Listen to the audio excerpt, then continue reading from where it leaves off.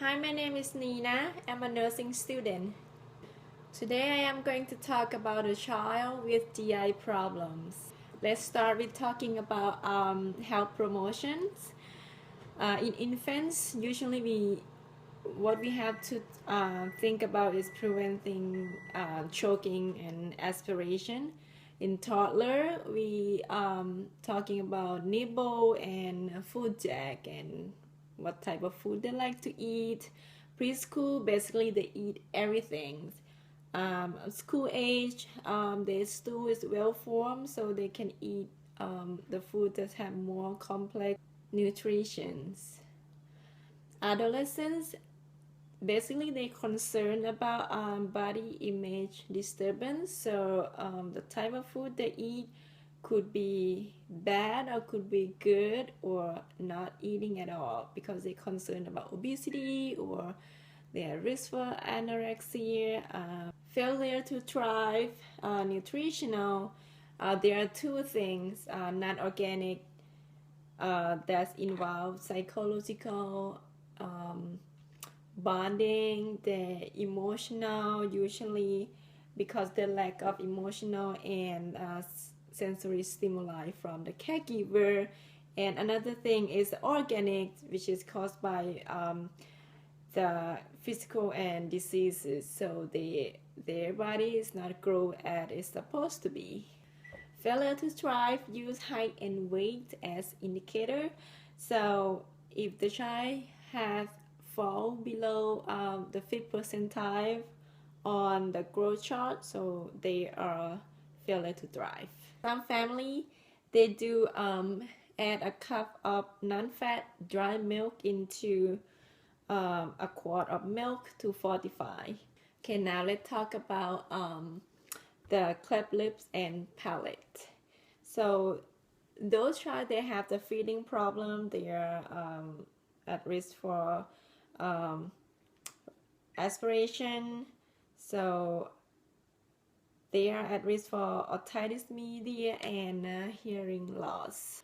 So this type of kids, we have to concern about aspiration, so maintain the upright position when feeding, choking, and also malnutrition. Usually mother and the baby born with face-to-face. The surgery done at 4 to 6 months, repair lips first, and then at the 12 to 18 months they will start to repair the palate because they want to allow some tissue to grow first. Okay, what we can do as a nurse is that we have to protect the suture line. So anything that going to aggravate the suture line, so we will prevent it. So we're gonna use elbow restraint. We check every 2 hours, one side at a time, and check circulation. We do pain management, and we make sure that we comfort the child right away after surgery. No crying. So, and then we have to think about infection preventions. So we use the normal saline to clean it. We feed the child with soft diet and feeding upright position, of course.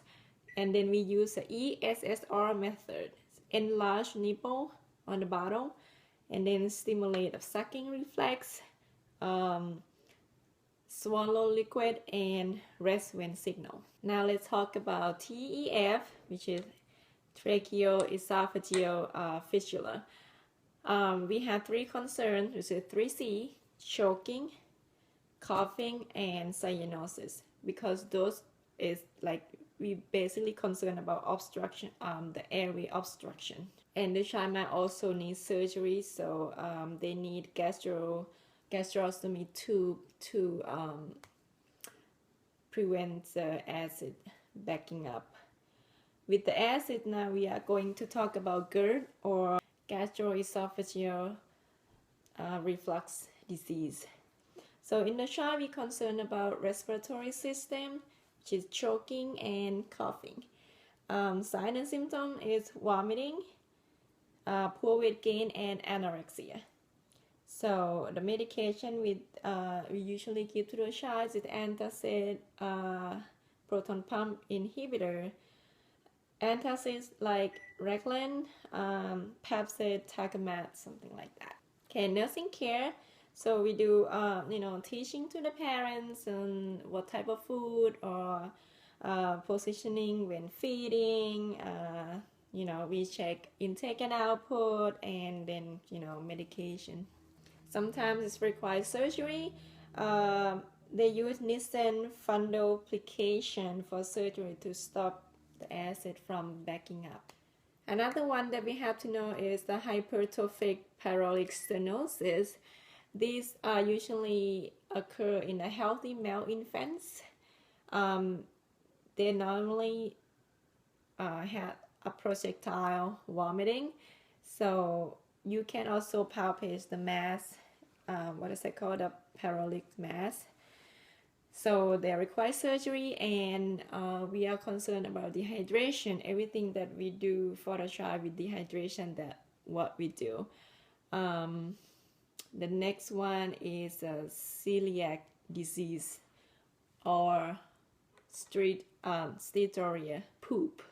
So basically, this child, they no brown diet, no wheat, no rye, no oat, and no barley. So the food have to be gluten-free. So with the caregiver, we have to teach them the hidden gluten food. Also, sometimes no lactose. And this type of disease sometimes secondary to vitamin deficiency. And the diagnosis, usually they do intestinal biopsy to confirm the diagnosis, and the child will have this type of disease. The child usually have diarrhea with the fatty stool floating on the water. That is with the problem with upper GI for the child. And then the next video we are going to talk about the lower GI in the child. Stay tuned and good luck with the exam.